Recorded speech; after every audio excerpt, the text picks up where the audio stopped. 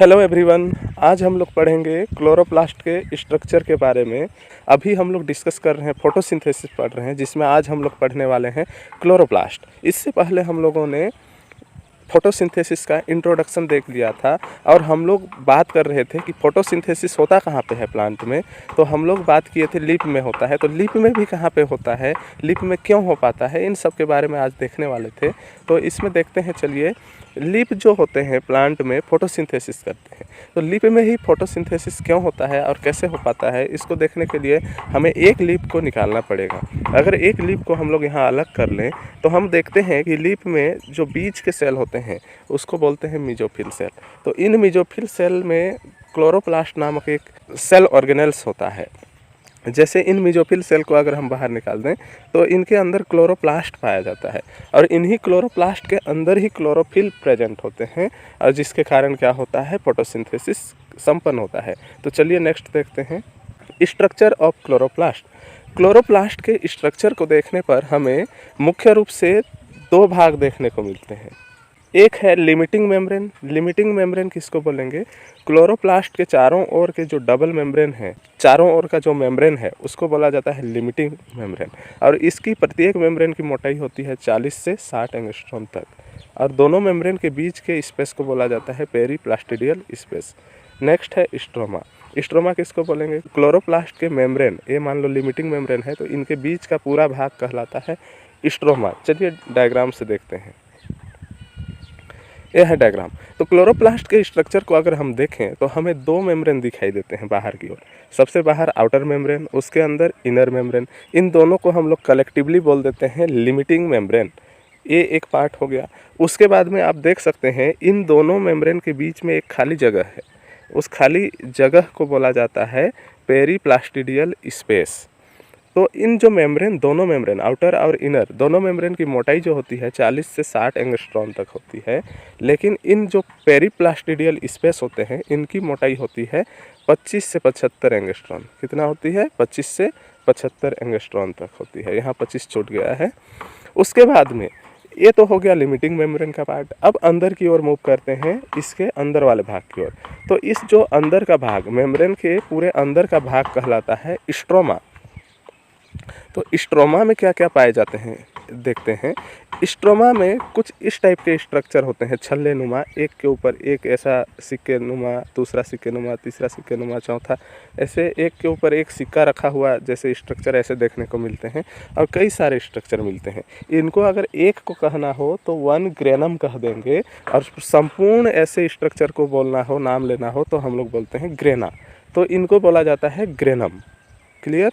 अब ये जो ग्रेनम बने होते हैं कुछ इस टाइप से स्ट्रक्चर से बने हैं, एक के बाद एक सिक्के नुमा स्ट्रक्चर हैं।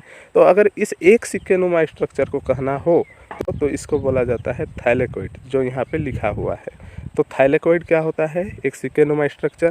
और थाइलेकोइड के आपस में मिलने से क्या बनता है? ग्रेनम बनता है। और थाइलेकोइड कैसे बनता है? देखो, जब ये मेम्ब्रेन होता है ना, इनर मेम्ब्रेन, वो कुछ इस टाइप से अंदर की ओर इलोंगेट हो जाता है। जैसे कि मान लो ये एक मेम्ब्रेन है, तो ये इनर मेम्ब्रेन कुछ इस टाइप से हो जाता है अंदर, और यहाँ से ऐसा कट जाता है। कटने के बाद में ये ऐसा स्ट्रक्चर बचेगा, तो उसी को हम लोग बोलते हैं थाइलेकोइड। तो थाइलेकोइड बनते हैं, इनर मेम्ब्रेन अंदर की ओर इलोंगेट हो जाते हैं और टूटकर अलग हो जाने के कारण थाइलेकोइड बनते हैं। और थाइलेकोइड आपस में मिल करके ग्रेनम बनाते हैं। और इसके अलावा और क्या पाए जाएंगे? इनमें राइबोसोम पाया जाता है जो 70S प्रकार का होता है। ऑयल ड्रॉपलेट्स पाए जाते हैं, कुछ छोटे छोटे तेल के बूंद के समान पाए जाते हैं। भोजन पदार्थ इकट्ठा रहते हैं ऑयल ड्रॉपलेट्स के रूप में। इसके अलावा इसमें इसका खुद का एक DNA देखने को मिलता है, और इसमें वाटर मॉलिक्यूल भरे हुए देखने को मिलेंगे। और इनमें अपना खुद का DNA होता है क्लोरोप्लास्ट के अंदर, इसलिए इसको कहा जाता है सेमी ऑटोनोमस ऑर्गन।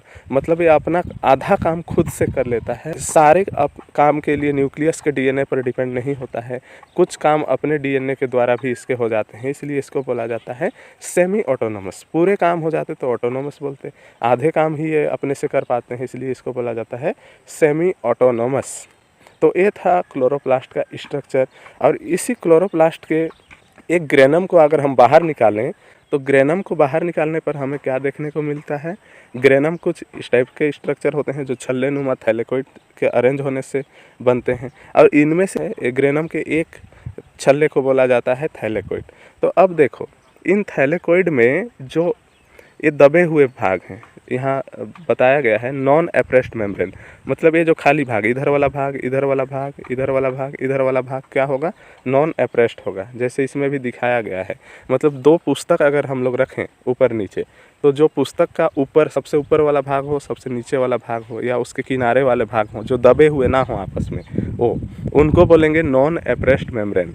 और जो दबे हुए हों, एक दो पुस्तक रखेंगे तो कोई एक सरफेस तो आपस में दबा हुआ होगा ना, तो उस सरफेस को बोलेंगे, दोनों ही बुक के सरफेस को एप्रेस्ड मेम्ब्रेन। तो दबा हुआ थैलेकोइड के आपस में सटे हुए मेम्ब्रेन को बोलते हैं एप्रेस्ड मेम्ब्रेन, और जो नहीं सटे हुए होते हैं उनको बोला जाता है नॉन एप्रेस्ड, जो इस डायग्राम में दिखाया गया है।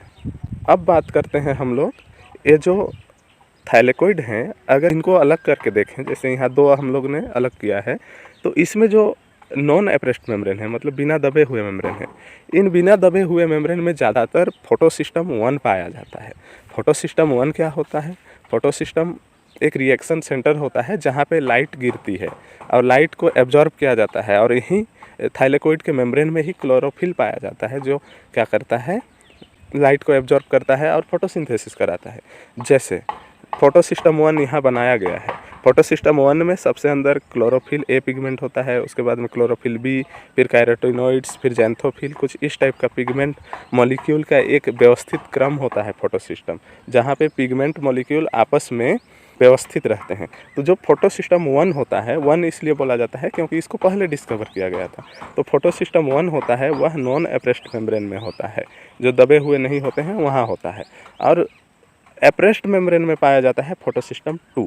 तो फोटोसिस्टम 2 भी सेंटर में क्लोरोफिल ए, फिर उसके बाहर क्लोरोफिल बी, फिर क्लोरोफिल के बाहर कैरोटिनॉइड्स पिगमेंट पाए जाते हैं, उसके बाहर फाइकोबिलिन्स पाए जाते हैं। ऐसे ही पिगमेंट का एक और प्रोटीन का एक समूह होता है फोटोसिस्टम, और ये इन्हीं फोटोसिस्टम के पास ही क्लोरोफिल पिगमेंट होता है जो लाइट को एब्जॉर्ब करता है और फोटोसिंथेसिस करता है। इसका मतलब क्या हुआ कि फोटोसिंथेसिस कहाँ पे संपन्न होता है, फोटोसिंथेसिस का जो लाइट रिएक्शन वाला पार्ट है वह संपन्न होता है थाइलेकोइड के मेम्ब्रेन में। लिप के अंदर मिजोफिल सेल के अंदर क्लोरोप्लास्ट के अंदर एक ग्रेनम में भी थाइलेकोइड, और थाइलेकोइड के मेम्ब्रेन में संपन्न होती है फोटोसिंथेसिस का लाइट रिएक्शन। फोटोसिंथेसिस वैसे काफ़ी लंबा है। फोटोसिंथेसिस में लाइट रिएक्शन होगा जहाँ पे एसिमिलेटरी पावर बनाया जाता है, उसके बाद में होता है डार्क रिएक्शन जहाँ पे कार्बन डाइऑक्साइड को फिक्स किया जाता है, तब जाके कंप्लीट होता है फोटोसिंथेसिस। तो ये थे क्लोरोप्लास्ट के स्ट्रक्चर। नेक्स्ट पार्ट में हम लोग देखेंगे लाइट रिएक्शन, कि लाइट रिएक्शन क्या होता है, उसके बाद में हम लोग पढ़ेंगे डार्क रिएक्शन। तो अगर आप लोगों को भी पढ़ना है लाइट रिएक्शन, डार्क रिएक्शन, तो जब तक कि मैं अगला वीडियो डालूं तब तक के लिए आप चैनल को सब्सक्राइब कर लीजिएगा और बेल आइकन को प्रेस कर लीजिएगा, ताकि आप लोगों को वीडियो का नोटिफिकेशन मिल सके।